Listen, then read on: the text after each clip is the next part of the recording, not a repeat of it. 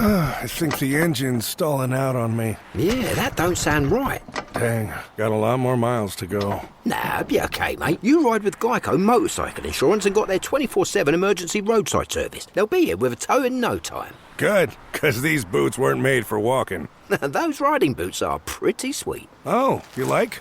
Do you think they come in a size 1 inch? I don't know. It feels good to ride with help. It feels good to Geico. Emergency roadside service is optional coverage. Every team, every topic, everywhere. This is Bleav.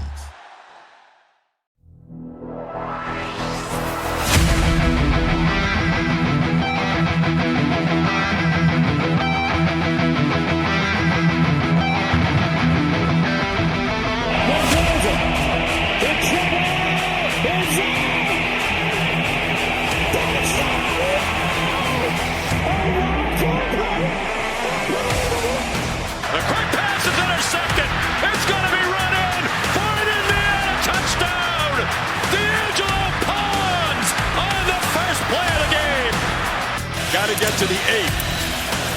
He's going to take off and run. Mendoza weaves his way first and goes diving toward the end zone.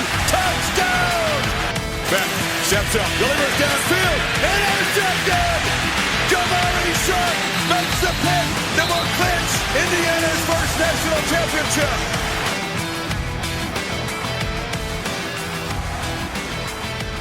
Hey, what's up? Welcome back. Welcome back to the Hoosier Happy Hour podcast. Do we say brought to you by Bleav Network now? I don't know what we say. It's officially. We are, but I don't know if we need to say that. I don't know if we need to either, but it's officially official. We'll just do it on this one because it is done. Yeah. It has been moved over. Written in blood. Yeah. That's Brandon. You guys know Brandon. He's here. No, Seth. You're welcome. He's out doing. How often does he go to Michigan? A lot. I was going to say he's out doing Seth things, just going to Michigan.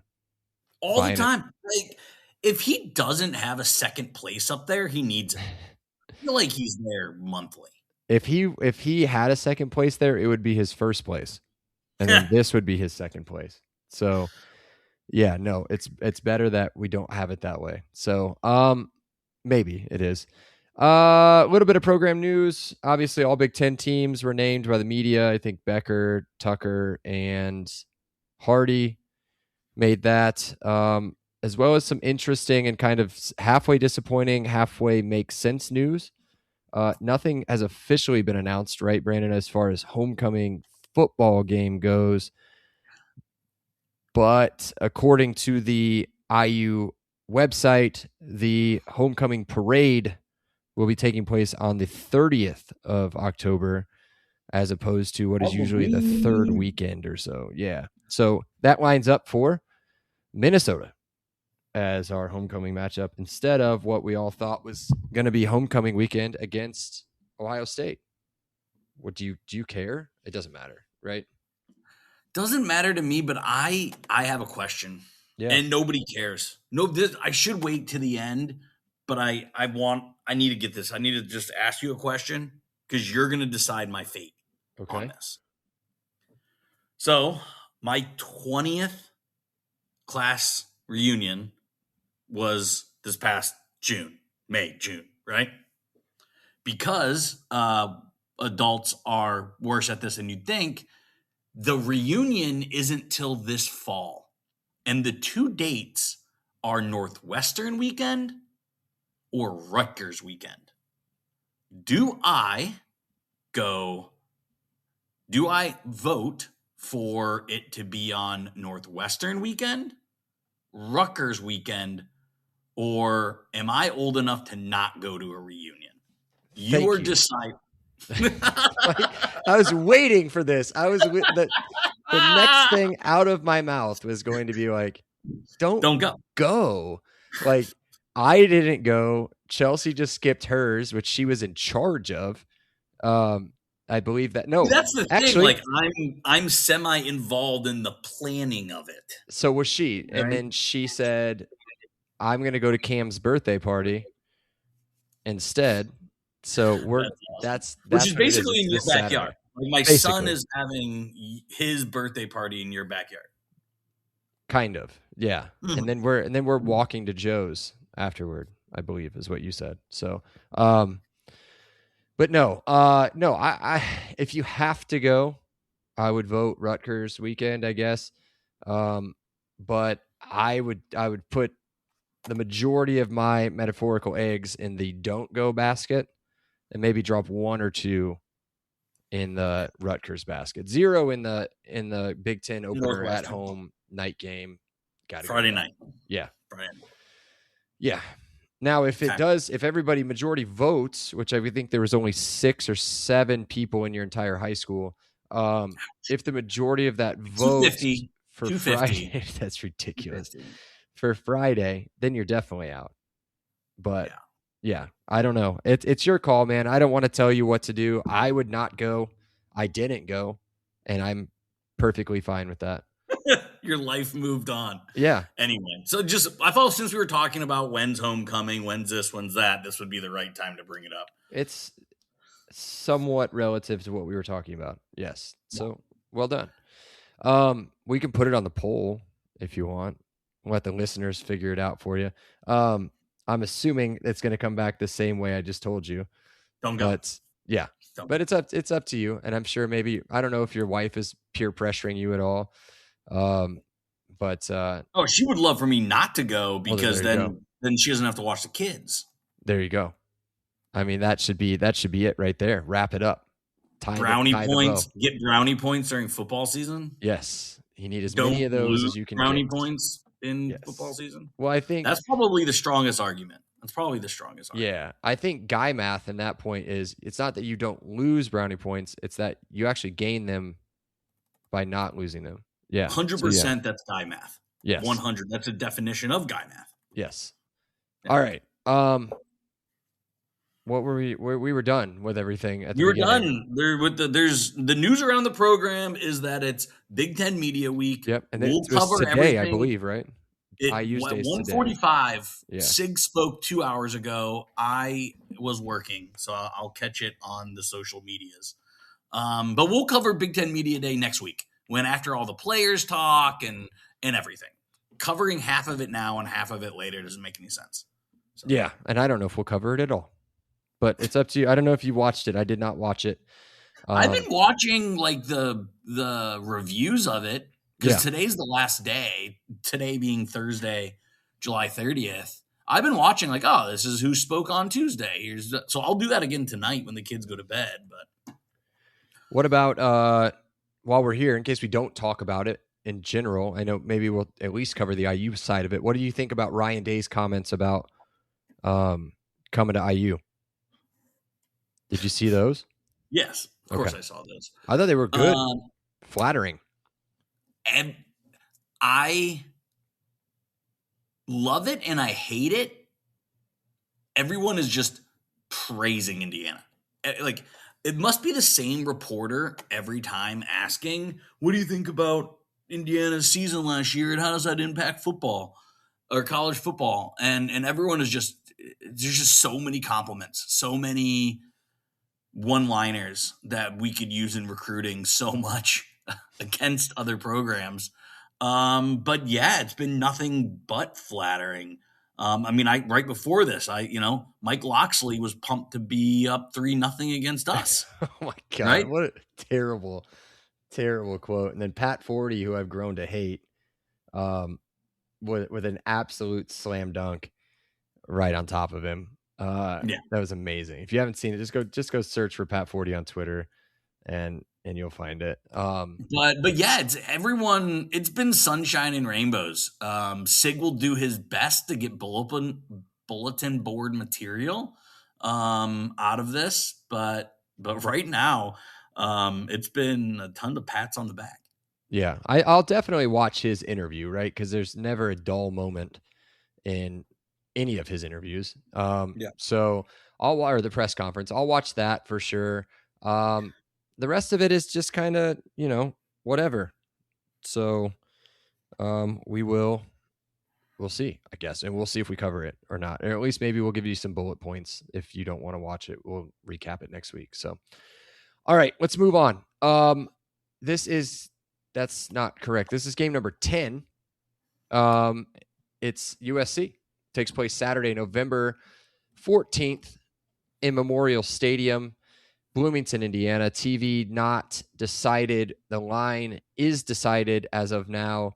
IU favorite by 10.5 points, according to DraftKings. That, not to jump too far ahead, that seems high. I don't know. We'll see what you think about the team when it's all said and done when we cover it here in just a minute. But let's play your Big Ten schedule game. And it might be the worst week in overall like competitive games in the Big Ten outside of this one and one other one. So we have USC at IU, Purdue at Iowa, Wisconsin at Maryland, Washington at Michigan State, Northwestern at Ohio State, Michigan at Oregon, that being the other halfway decent game, Minnesota at Penn State, and Nebraska at Rutgers. I don't know where this is the worst week we've covered yet. This is the worst week we've covered yet. There's two good games. Yeah. Out there's been some bad weeks where it's like, oh, they're on buys or it's early in the season. Like this is second week in November. And we are this now, could Michigan State be good and Washington at Michigan State be a good game? Maybe. Could Minnesota be what I think and Penn State be what I think and that be a better game? Sure. But there's no way you're making Purdue, Iowa a good game. Not Wisconsin, Maryland, not Northwestern, Ohio State, not Nebraska, Rutgers. Like, it's just a gross slate. It's bad. And it's the week after what people are praising, and I kind of hinted at this last week. People are calling like the biggest college football weekend in like ever, like as far as overall games go. I was going to get that pulled up here. CFB schedule. Let's see what that looks like. So on that week, you've got, Google did it for me. You've got Oregon at Ohio State, Alabama at LSU, Georgia at Ole Miss, BYU at Utah, and Miami at Notre Dame. Like, you also got, this doesn't care, Maryland at Purdue, Toilet Bowl, Texas at Missouri. You got Michigan State, which is always fun. And you've got Penn State at Washington. It's a pretty good week. That's our bye week. And so we get to sit back, relax, and watch all those amazing games. So I what do you think? Game time, preferably we want a noon kickoff, West Coast team coming into IU, and we get back in time. This has 3:30. It does. Written. It does got CBS because it's two big brands, right? So as much as you're totally right, we want this to be big noon, but they're not going to do that to USC. They're not going to make USC play at 9 a.m. Yeah. I just don't see it. So this has got 3:30, and it's late enough in the year. It's going to be dark by the fourth quarter. It's going to be sick. Yes. Could be cold, which would be an advantage for IU, obviously. Hopefully not overly cold, but cold enough to make them uncomfortable would be nice. Minnesota, Penn State being the big noon then? Maybe, because it can't be Michigan, Oregon. It could be Northwestern, Ohio State. Yeah, that'll probably be it. That's it. That's the only one I can see. Unless you said if Michigan State's any good. But Michigan State was picked third to last by the media. It's going to be Minnesota, Penn State if either one of those teams have a pulse. Or it's going to be Ohio State minus 31.5 against Northwestern. Yes, correct. All right. Well, we've settled that. Series history, we are 0-4 against USC. The last time we played was 1982. Neither of us were born or thought about at that time. IU 7, USC 28 on the road. Preseason over-under wins for USC. This is weird. 8.5 with the over getting plus money at plus 115. So 8.5 wins with the over getting plus money, yet they were picked fourth in the preseason Big Ten media standings. Ohio a State, great Oregon, line, though. IU. Yeah, it is. I keep going back and forth between 8 and 9. I think I'm Yes. on 8 and 4. I think I'm on 8 and 4 just because I think their defense is doopity dog poop. Mm-hmm. So I think they probably they lose. Let's just go through the schedule. Let's go through the schedule. Yeah. Yep. San Jose State. San Jose State. Yes. Yeah. A W. First three are W's, right? San Jose State, Yes. Fresno State, Louisiana, all at home. Yeah. At Rutgers, start 4-0. Then you got Oregon at That home. will be a fun game, though. Yes. That'll be a fun game because both offenses are great. And you got to remember, we previewed Rutgers, one of the worst defenses in the country. Oh, it's very much of an over game in that game. I mean, again, we're talking, it wouldn't surprise me if it's 41-37. Yeah. Yeah, it's gonna be a lot of fun. The next one could be a lot of fun too. I just think Oregon's probably got too much. Oregon at home. I've got that as an L. They've got Washington at home to follow that. They do play all of their Pac-12 buddies this season. So they've got Washington at home. I've got them winning that game. Man, this is really tough. It's really tough because I just don't. I know Washington has a ton of offensive weapons. I don't know anything about Washington's defense. Yeah, and we won't have to. Oh, we'll cover them next week. Yeah, so we'll learn more next week for sure. But at right now, I think you just in a coin flip game, you give it to the home team. I agree. The next two, I've got 50-50. I've got at Penn State, loss, at Wisconsin, win.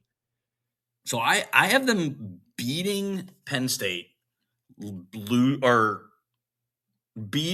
to Penn State, beating Wisconsin. So going 1-1 because again, I also have it as coin flips. Okay, me too. And then this one, I went back and forth on this a lot. They've got Ohio State at home, and that's the only reason I kind of went back and forth. I'm also not going to give away the at Indiana. We're not going to do our season predictions yet until our own pod. Maryland and UCLA to finish Win-win. home and on the road, win-win. Yeah. I've got them over because I think they can beat Ohio State. So Ohio State, remember when Washington was good a few years ago and it was a big game, Ohio State going to Washington and Ohio State just beat the hell out of them? Yeah, you're right. I think the same thing happens. I think again, we're going to talk about it. Again, no predictions, but I have more faith that Ohio State's defense can stop their offense than their offense can beat Ohio State's defense. So that's for me, maybe not for Vegas. That's the flip-flop game. Maybe Penn State's the flip-flop game, right? If they can go into Penn State, dude, you might as well mark. So. No, you might as well mark that one down as the whiteout game, probably. I can't remember or even know if they've ever been to Beaver Stadium, but that game is going to be massive. It'd be nice if Seth was here, right? It would be. Let me ask a question before we talk about their head coach, and maybe it does come down to the head coach in that Ohio State game. And as much as I hate Ryan Day, I'm not a big fan of their head coach. But let me ask you a question before this. We looked at the schedule when they came out after the realignment of the Big Ten. They dropped the Big Ten schedule for the next however many years. We were all looking forward to this game. How cool 2 years ago, 3 years ago, 4 years ago, would it be to think USC, we get to watch we're going to watch USC with their yellow pants and their red helmets on our field at Memorial Stadium. Mind-blowing, right? You grow up, this is one of the blue bloods. This is one of the big college football powerhouses in the country. They haven't been one for a little bit. Jim, I don't know. Those early 2000s teams, man. If you guys haven't been following, Tony Romo has been in the news. We'll cover that later. He's just going to grandma's house. But yeah, how cool is that? Do you think it's cool? I just thinking about it, I'm getting amped. Like, that's so cool to have that massive of a name come in. Yeah, I mean, you think, Carson Palmer, Reggie Bush, the million wide receivers that were there, the Troy Polamalu. I mean, again, it was teams and players you and I's generation grew up on, right? Yep. Absolutely, it's iconic. Like you said, if 5 years ago, you'd have never thought USC was coming to Bloomington. There was no playoff. There was no realignment. It's surreal to get to see the USC Trojans of yesteryear come into Bloomington. We're a 10.5 point favorite. Just that's my wrap your head around that. I also disagree on you think 10.5 is high. I disagree. I bumped that up probably 2 points, 3 points, maybe. Okay. 12.5 seems right. 12.5 seems right. Okay. But yeah, all of that, it will be, they'll bring the band, right? It'll be very cool. Yeah, USC in Bloomington. Yeah. What? It's weird. Yeah, that is. It's weird, and it'll be. It wasn't weird with UCLA for some reason. Because it's UCLA football, and it wasn't weird with Washington. Yeah, again, another team that I don't consider to be like that historic, like intimidating. I mean, you're talking gold and light blue, right? And gold and purple. Like, no offense, gold and purple is kind of a dope combo. So is UCLA's. Obviously, we talked about them. I think they probably get voted best jersey again in the Big Ten. But this is like that intimidating, the history, the everything that comes with the program. That probably what it felt like to have like UCLA to come into Assembly Hall, right, for the first time. So let's get to their head coach, Lincoln Riley. I'd love to hear your thoughts on him. He's entering his 5th season, record of 35-18. Are you a Lincoln Riley guy? So again, we'll get a little bit into the Brando Randos, but how's this guy not on the hot seat? I mean, 35-18 in 4 years. Yeah, pretty much going 9-4. I mean, is that what USC wants? The goalposts seem to have moved. Again, I'll have a follow-up question on here. He left Oklahoma, where they're now in the SEC. They've been to the college football playoff. They got John Mateer. I think Oklahoma's a better team this season than USC. The team Lincoln Riley abandoned. I think the guy's a scumbag. I think he's underachiever and he's overrated. Does that sum up how I think about him? Yeah, that's kind of what I was looking for. I don't care, right? I don't care about Lincoln Riley. He hasn't bothered me really, but I think I'm with you, right? I think if it's another, and it's tough, dude, right? Again, their strength of schedule's 19th in the country. They've got a tough schedule. If they go 8-4 again, though, then it's got to start. The dogs are going to start barking, right? Let's get into the team. Really, really, really good offense last year, 8th overall in the country. I think that they flew under the radar, right? I mean, I guess I didn't pay attention. I didn't have time. I didn't have a reason to pay attention to other teams because we were incredible. They were schedule junkies last year. Yeah, true. Number 1 offense in the Big Ten, 466 yards per game. Outscored opponents in the second half by 120 points throughout the season, and they also outgained opponents by 1,500 yards. First in passing and first in yards per completion in the conference as well. So for somebody I don't consider to be an elite quarterback in my mind, you like him, I think. And scouts apparently don't like him. They're rating him day 2, maybe day 3. The juggernaut offense, the majority of it's back. The leader's back, Jayden Maiava. What do you think? What do you think about Jayden Maiava? I think he is a great college quarterback. Don't think he really has the tools for it to translate into a day 1 draft pick. But I think he runs exactly what Lincoln Riley wants. He's been in that system. He is going to have an all Big Ten season. 100%. He's going to have an all Big Ten season. Yeah. I don't think it'll be first team. I don't think it'll be second team. God, the quarterbacks in this conference are just. Because again, you got Hoover, you got Sayin, Moore. you got Dante, and you got Maiava. Those are the top four. I think, so I think he's in that four. I think how those four shake out, I know what I think, but I think he'll be in the top four in the Big Ten. I think he'll have big numbers. But I think I don't want to, screw it. I'll jump the shark here. He ain't got no wide receivers, man. Yeah. He loses the Belintikov winner and a third-round pick in Jacoby Lane and replaced him largely with potential, right? Pure potential. And they lose their best tight end. They're the top tight end last season, Tate McCree, is a Steeler, as you very well know.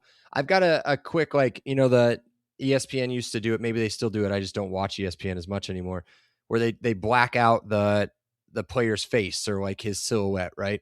And just throw up some stats. If I were to throw up a 6'4" quarterback who threw the ball at 66% as a sophomore, 3,700 yards, 24 touchdowns, 10 picks, ran for 6 scores. He's, as I said, he's 6'4". He's got a decent arm, decent accuracy.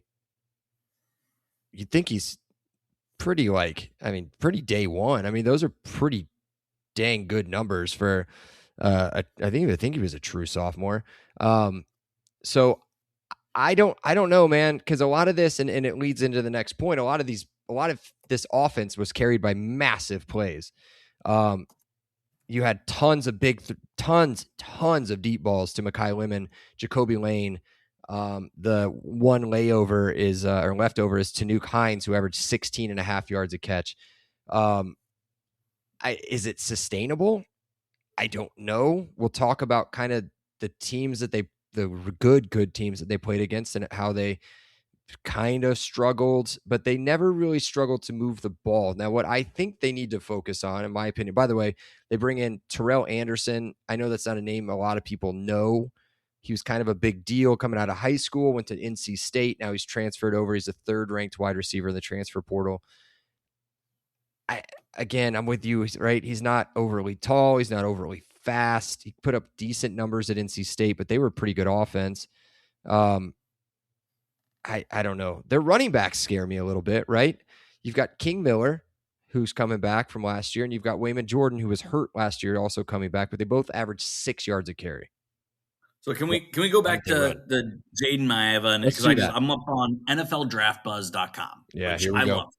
I think they have Dante Moore, Julian Sayin, Arch Manning, Drew Mestamaker, CJ Carr, Brendan Sorsby, Darian Mensah, Josh Hoover, 8,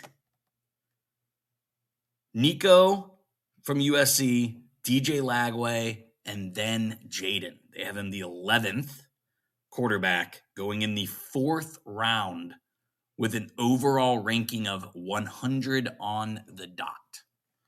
So there you go. 100. Yeah. So there you go. I've not watched him. So here's his weaknesses. Plays a high risk style. Yep. 21 turnover worthy throws. Footwork gets sloppy. Pulls throws off target. Locks onto first reads. Bottomed out against top competitions. Yeah. Yep. 9 of his 25 outings, his worst 9 were all against top defenses. Yeah, and I didn't put this part in there because I just kind of read out his stats real quick. Of the 10 interceptions last season, 8 of those came against Big Ten opponents. The other 2 came in an absolute shootout of a game with TCU where a lot of people didn't play. Hoover didn't play. I'm assuming half of USC's defense didn't play. Half of USC's defense normally doesn't play. There it is. All right, let's wrap up the offense real quick. What do you think about the running backs? I'll talk real quick about. We'll kind of combo this. The offensive line's really good. 4 out of 5 come back. 4 out of 5 come back. 14th in the country in sacks allowed. 12th in the country in TFLs allowed. and they average 6 yards a carry. So what do you think about the running backs, offensive line? Why didn't they use them? Why it could go back to how you think Lincoln Riley's a moron. But well, Jim, if they want any chance to win this game, they're going to have to lean on the strength of this team, which is not their quarterback, which is not their passing. It's going to be running the ball. They have 2 great backs. They return at least 4, potentially 5 of their offensive linemen. Depends, I guess, their right tackle is up for grabs. If they want any chance to beat Oregon, Washington, Penn State, Ohio State, Indiana, all the other teams on their schedule, they can beat by throwing the ball around and playing Lincoln Riley, West Coast, have fun, video game football. But if they want to beat Oregon, Washington, Penn State, Ohio State, and Indiana, those are the 5 tough games on their schedule. If they want to win 3 of those, which is what they are going to have to do to get into the college football playoff, they're going to have to run the ball. yeah, And they can. And they can. I just don't think they will because, again, Lincoln Riley's not a good coach, at least, especially situationally. He's going to want Jayden to throw the ball all around. That's not how you're going to beat those teams. And their defense is so bad, they're mostly going to have to pass, right? yeah. So I love their running backs. I love their offensive line. I think there's multiple pros within the running back and offensive line. I just don't have faith in the defense or the coach to put them in position to play ball control bully football. Well, that can lead us right into the defense, right? So new defensive coordinator and a name none of us have heard for at least a few years, Gary Patterson, the former TCU head coach, has been gone for 2 years. He went over to Baylor for like a summer and did some stuff. I think it was Baylor. Did some stuff with them and then left before the season started. Now he's back. I don't remember anything about his defenses. All I remember TCU is like shootout U, right? That none of them were over the top, but maybe I need to go back and look at it. So he comes in, he takes over the 49th ranked defense. The defensive line on paper looks really good. The linebackers look really good. Big problem in the defensive backfield. Tell us, what do you think defensive line wise? Tell us about the big guys on the defensive line, what you're seeing on both those levels.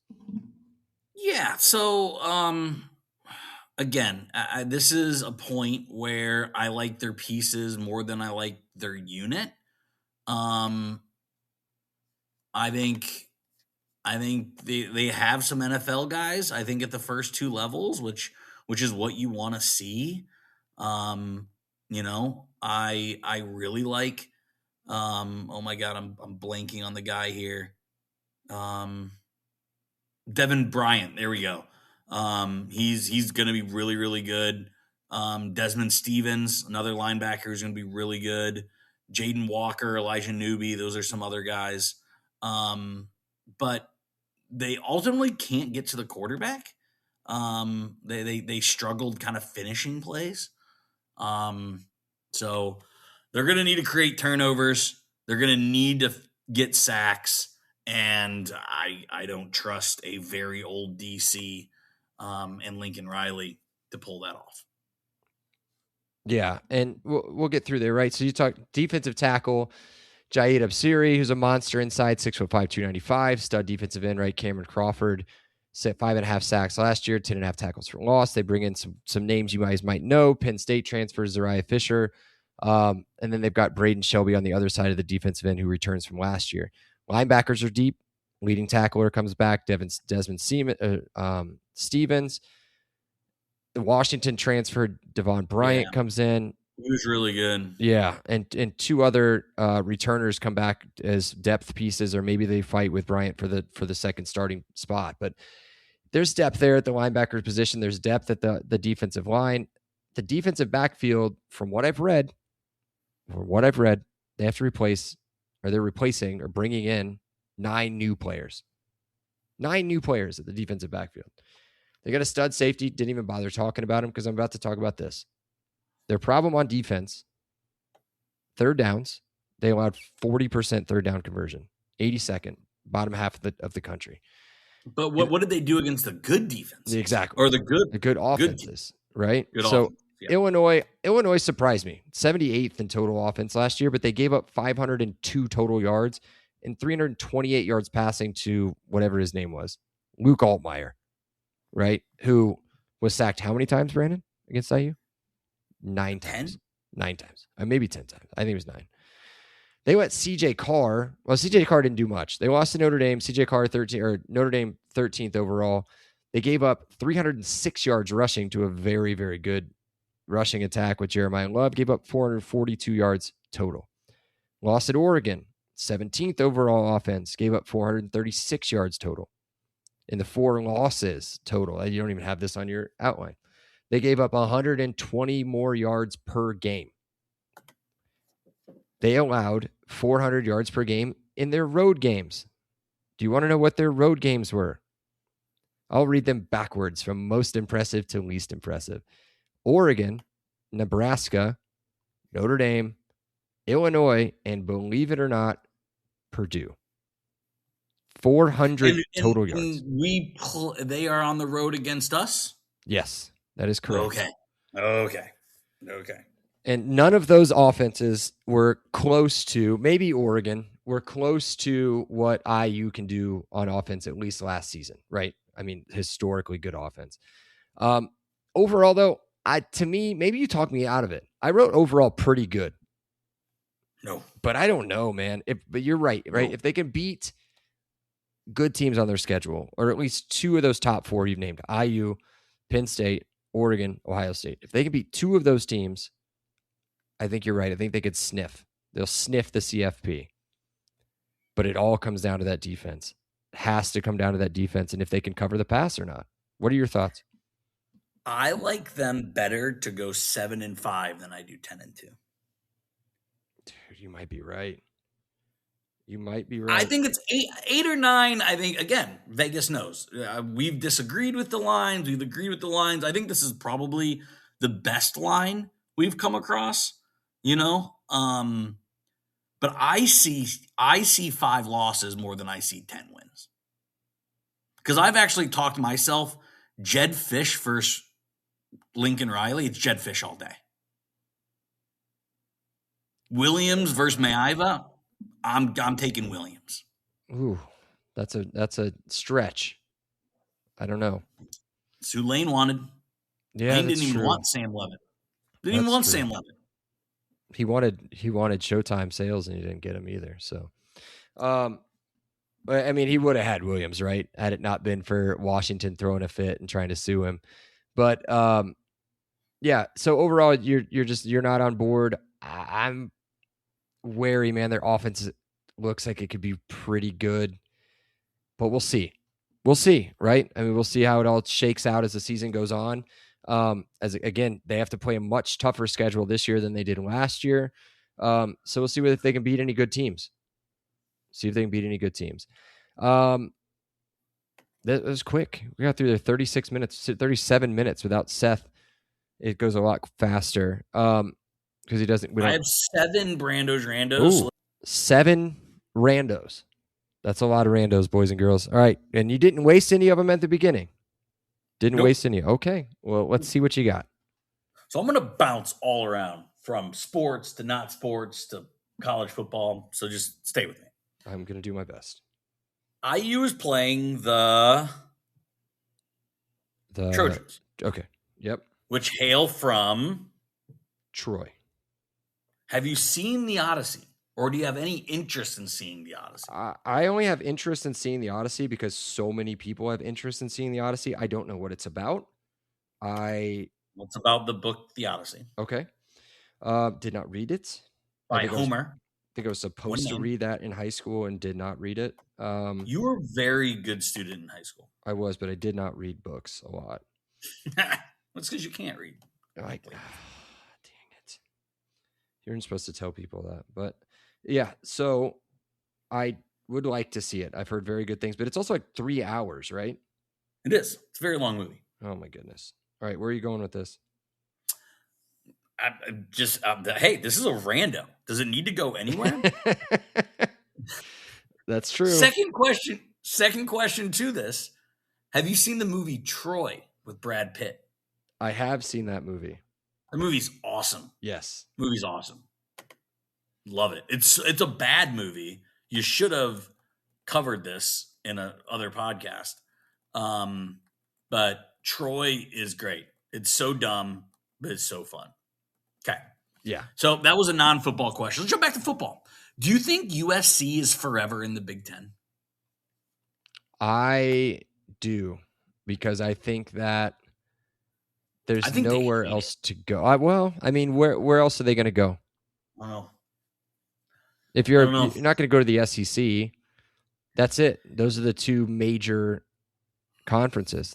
I don't consider ACC. Don't do that. No, Big 12 not big enough for them, I don't think.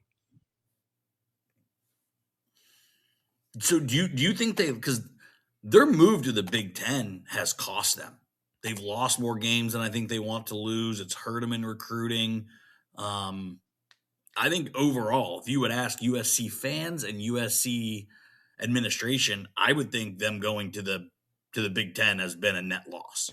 So again, I go back to the history, right, of USC, the lore of USC. They haven't been relevant for a long time. Not, well, in football terms, a long time. How bad would that look or feel as a USC fan to take a massive step backwards and go to, let's say, the Big 12, where you would dominate? You would dominate. It would be you and Texas Tech, you and Texas Tech, you and Texas Tech, maybe Oklahoma State. I think USC is better than Texas Tech this year. They would win the Big 12, and they would go to the college football playoff. They don't have a chance in the Big Ten to go to the college football playoff. Agreed. Now, I haven't looked ahead at their recruiting, right? But I don't understand how they can't get everybody. Do they have money? I don't know.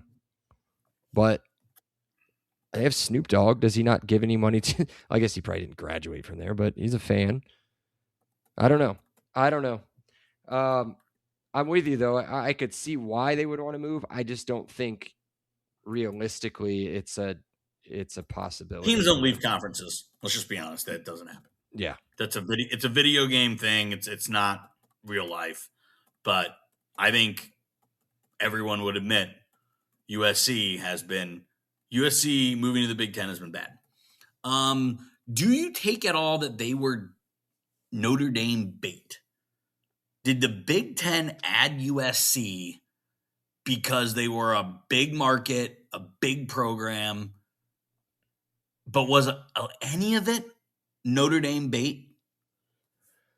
I think if it were bait, or if it is bait, they did it poorly. What I would have done it didn't work. The series is over. Yeah. They don't even play each other anymore. What I would have done is they played each other last year, but they do kind of the weird thing, right? Where I think they canceled the Michigan too, right? Or something like that. So they'll play Michigan at some point. Games in the Big Ten. Exactly. They can't play, these other teams. So I think the way they should have done it, if this was what they were thinking, you bring in USC. You announce USC first. You announce just by themselves. You let them come in a couple months earlier than Oregon. You say, oh, well, we're still negotiating with some other Oregon, Washington, US or UCLA. I think you bring them in first, make a big deal about it. Oh my gosh, USC's coming to the Big Ten. Then maybe that puts pressure. Maybe you can go to Notre Dame and be like, look, come on. I don't think, because of what Notre Dame especially just now has set up with the college football playoff, they're ever going to join a conference. Never, ever. Yeah, and they're soft. So, yeah. Famous last words. Might bite us in a couple years when we play them, if we do. For sports, would you rather play at USC or UCLA? For sports, I think it's going to have to be specific on which sport. Do you? For me, it's USC all the way. I think just so USC, too. No doubt for sports. For non-sports, it's UCLA. If I don't play sports, God, that campus is, it's beautiful. I'm with you. Yep. So let's go back to Lincoln Riley. And this has absolutely nothing. We've already talked enough about him, about whether he's a good coach or not. He isn't. But we've already talked enough. What are your thoughts on Lincoln as a first name?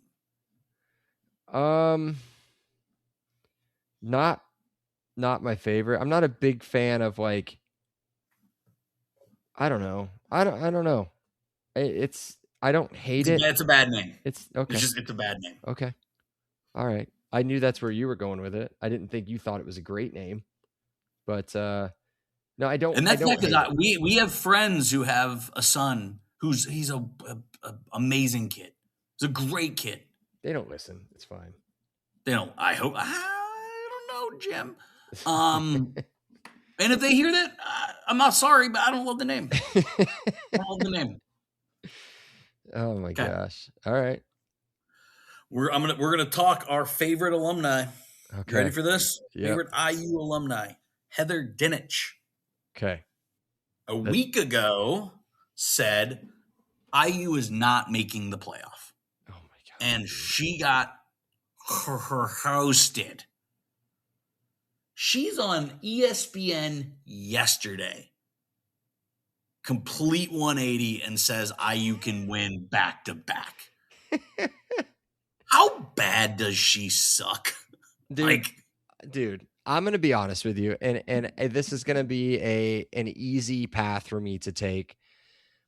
And they've done some really stupid things lately, right? Like getting rid of Ryan Clark and doing some other dumb things along the way. ESPN kind of sucks now, right? And I think they've sucked for a while. They're very, very, very, very good at doing the games. They're incredible at doing the games. Their college football team, their team, for me, number one, hands down. Give me Chris Fowler and Kirk Herbstreit on everything, all the time. But outside of the pregame shows and the games themselves, the content's terrible. And the people that are on there are terrible. They put so much money and so much investment into Stephen A. Smith, and I'm not saying this next one is a bad thing, and Pat McAfee, who is kind of carrying all of their daytime views, I'm assuming. All of that into them for what? To lose all of their talent, right? Everybody's gone. Dan Patrick, Dan Lebitard, Rich Eisen, like everybody that we loved back in the day on ESPN is gone. And they'll never be the same. So we get Heather Dinich and Paul Feinbaum. Oh, God, I forgot about him. I mean, the Dinich Feinbaum thing, they're always together. It's weird. It is weird. It's kind of like a Vrabel and no. I hope not. I hope not. That'd be bad Heather, for Paul. Never come back. I hate you, Heather.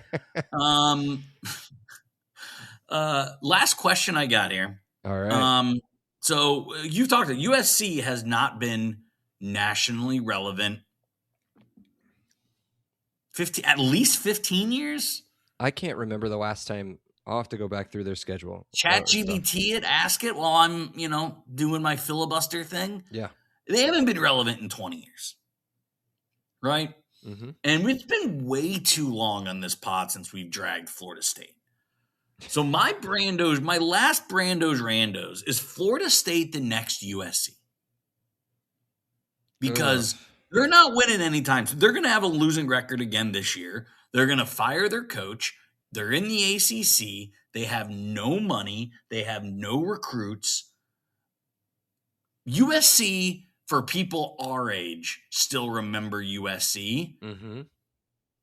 But does your younger brother? Do kids in college? Certainly not people in high school. Like, our generation is the last generation that even knows anything about USC. And I think Florida State is going down that path of irrelevance. Yeah, Florida State's in trouble. Yeah. Now, they just went undefeated 5 years ago. So, then they got blown out in a bowl game. But, they've won a national championship in the last 15, and they've went undefeated in the last 5, right? So while the last 4 years have just been some of the biggest drop-off I think you can think of in any sport, right? Mm-hmm. I mean, the last 4 years have been colossally bad. But just the lack of a runway What do you think about Florida State being the next USC? It would take, it's been 20, I guess from the date of the game, it's been 21 years since USC has won a national title. So it would have to be another 16 years of no titles for Florida State. Well, whatever, however long it's been. They won in 13, so it's been 12 years. So it's been a while. So we're not that far away, right? Here's what I found. Their last two good seasons were in 2008 and 2022. 2008 is really the best one, right? They finished second in the coaches poll, third in the AP poll. They were 12-1 overall, 8-1 in Pac-12. They beat Penn State 38-24 in the Rose Bowl. And then in 2022, this may be why kids kind of know USC still. That was the Caleb Williams year, Heisman Trophy winner. They went 11-1 in the regular season, finished 11-3 overall with a loss to Utah in the Pac-12 championship and a loss to Tulane in the Cotton Bowl. So I don't know if they were gypped out of maybe they had to win the Pac-12 to get into the playoff of that year in 2022, but there was only a 4-team playoff at that time. Yeah, maybe that's what knocked him out. And I don't remember Caleb. I don't know if Caleb played in that Tulane game or not, but I'm pretty sure if I remember that right, that was kind of a fun game. But yeah, those are the last two relevant seasons that Google gave me. 2008, 2022. They haven't won a national championship since the 2004 season. Yeah, I don't know, man. I don't know. So last up, this is me just spitballing here. Who wins a national championship next, USC or Florida State? So we can look at it this way. Florida State's route is a little easier, right? With being in the ACC. The ACC we've trashed on 1,000 times. They're a one or two big league. Yeah. Miami's going to be really good. Traditionally, it's been two. True. Miami's going to be really good. I've put a future on Miami to win the national championship this year. They are the only legitimately good team in that conference, in my opinion, right now. Now, granted, I haven't looked that far ahead, but they've got a much easier route to the college football playoff. When you're in the college football playoff, you get a lot more money, recognition. Maybe you can upset some teams with that kind of, again, you look at them. I wouldn't consider them a blue blood, but one of the historic programs in college football. Maybe that pushes you through a game or two. Maybe you get into the final. Yeah, you never know, right? Look at Miami. They got all the way to the national championship as a 10 seed. So it's got to be FSU, unless the only way it changes is if Lincoln Riley leaves and they hire a massive coach. Lincoln's got to go. Yeah. But it's got to be massive hire. I would say Florida State too, because they're going to fire their coach now, right? So they're going to get a chance to have a home run hire. Yep. Right? They get to do their restart before USC. USC is not winning a title with Lincoln Riley. 0.0% chance. Because he's hot garbage trash, and I can't wait to embarrass him on the field in November. Not a prediction. Not a prediction. Exactly. Is that it? Was that all 7 of them? It's all 7. I've got a Stump the Seth for you. I know this is 2 weeks now in a row, right? With doing the Stump the Seth. I think it's an easy one, but where I saw it, I am just the talent, and the talent isn't in brains. You'll know this one, I think. Okay. It's NFL and college football related. Love it. Who is the only NFL player that's in the Hall of Fame to never play a down in college football? Antonio Gates. Nailed it. First guess. There's so many other guesses. Like I guessed, I couldn't remember. I thought weird, right? Because I knew Jim Brown was an incredible lacrosse player. So I was like, Jim Brown. Yeah. And I was like, Tony Gonzalez. I immediately started I was like, wait a minute. It's Antonio Gates. It took me a few guesses, but where did he go to college? Gates. He went to Kent State. Is that right? I think so. I don't know. I asked you that, and I don't even know the answer. I'm pretty sure. want to go this far yet, but he may have been on that team that we beat. That Kent State team that we beat. No, he was not that old, is he? 2002? No. Kent State, Antonio Gates. They went to hold on. Come on. Well, he averaged 18 points a game, by the way, in college. He only played 2 years. His game log is not available. Did Antonio Gates. What were you going to say? Since we're just killing time and we are an hour into this podcast, and let me just get out in front of this saying it is 2026. There is no reason to drink and drive. If you can afford to drink, you can afford an Uber. And if you can't afford an Uber, you shouldn't be out drinking. All that being said, the Tony Romo content is hilarious. I have been a Tony Romo hater because of how bad he is, and now I love him. I want to invite him on every guy's trip. I want him in my fantasy football league. I love Tony Romo. If you guys haven't watched the videos, I can't get enough of them. There are already so many edits out there. There are already so many GIFs. His mugshot is already a meme.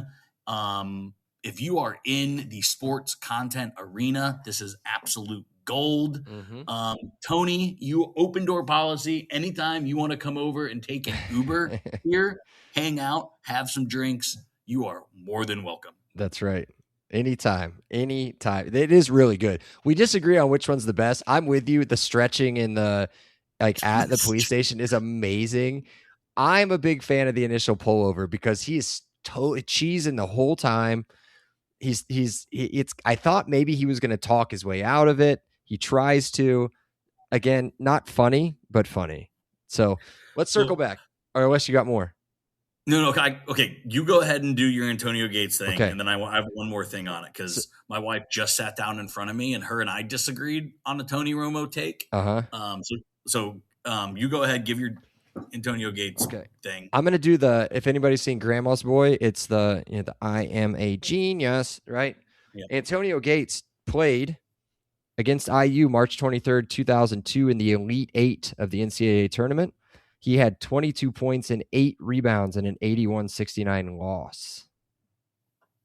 I'm a genius, bro. I had no idea. I had no idea back then. Very smart man. Yes. There you go. I think my wife actually found this clip. I didn't know this one existed of when they're trying to get him in the cop car after he fails the test. Oh my God. And they go to put him in and then he gets back out and then he goes to put him in and he gets back out. Sasha was like, it was giving me toddler PTSD. She was like, this is exactly how our 5-year-old acts when we ask him to get in the car. I thought it was hilarious. So if you haven't seen that one, I'll send it to you. The cops trying to because again, Tony's a tall dude. He's huge. So they're trying to cramp him in this squad car and he ducks his head and then comes back out. And then he's just like, guys, my back. It's exactly if you think about it in the lens of a toddler, which you have 3 of them, not really anymore. Kids are slightly out of the toddler phase. But if you think about it, watching him just as an adult 5-year-old, it is very, very funny. Very, very funny. Is it? Have you seen the clip where they ask him if he has any, if he's had any brain injuries or something? No, dude. Yeah, and he just kind of glitches out for a second. Glitches out. He's like, I've had concussions. It's just it's so funny. Oh my goodness, dude. Poor guy. But man, CBS could get out of that massive contract if they wanted to pretty easily now. He's not good. He's Corona Tony, which is what I've called him for years. Before, because he's never gotten in trouble before. Oh, his Corona commercial was great. Yeah. Well, yeah, because he does all this Corona commercials and then sounds hammered on air. Mm-hmm. He slurs his words worse than me before we're walking into a IU football game. That's true. So I've called him Corona Tony and I've hated him for years because he does a lot of the 3:30 AFC games, which the Steelers are on all the time. So I get about 8 Tony games a year. Colt fans don't play at 3:30, you guys, or 4:30. You guys play at 1 because you guys are bad. But like if you're good and you play at 430, you get Tony Romo, and he's just really, really bad. But now, no, he can do no wrong. I don't care. He's the best. Jay Cutler was my favorite I want to hang quarterback. Tony's jumped Jay. Tony has jumped Jay. As of right now, the Colts do not have a 4:00 game. Yeah, because you guys are bad. They do play. I don't know where we play Washington, but it's overseas, 9:30, and they've got a night game in Kansas City. God, I love the 9:30 games. Everything. You know what? Do you want to talk about being bad? We have to go to Pittsburgh at 1:00. Like that's a 1:00 kick. I don't know if you can pin that on the Colts, but that'd probably be a really bad game too. But it will be a really bad game. The under. We'll see.